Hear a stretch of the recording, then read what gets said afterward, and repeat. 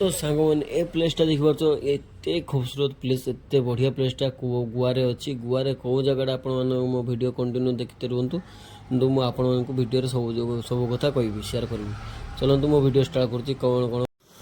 तो hi friends मुझे बिजू विजय मोर mini blog को वेलकम। तो मुझे बर्तमान बाघा बाघा बीच गुआरे पड़ूँ बाघा बीच पड़ूँ तो देखिए तो बाघा बीच को बर्तमान बुलाबुली कर देखिए माने एमतिया प्लेस बहुत। तो ये बाघा बीच को आसिली मत एत खुशी लगला देखिबार जो माने पटर मान बीच साइड रेस्टोरेंट अच्छी रेस्टोरेंट माने यही भाया रेस्टोरेंट रोचे आपको देखा एमतिया माने कपल आसले बहुत बेटर रही कपल आस माने मस्ती मंजे बंजे सब किसी पाइपर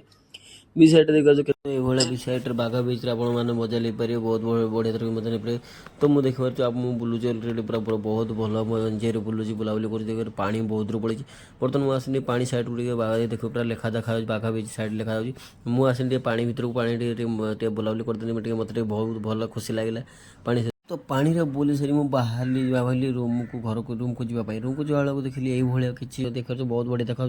तो प्लीज़ मुझे रखुच्छी जय जगन्नाथ बाय बाय। मेरा मो वीडियो केमी लगे प्लीज़ कमेंट जनइबे नेक्स्ट टाइम और भी जो भल लगता है आप प्लीज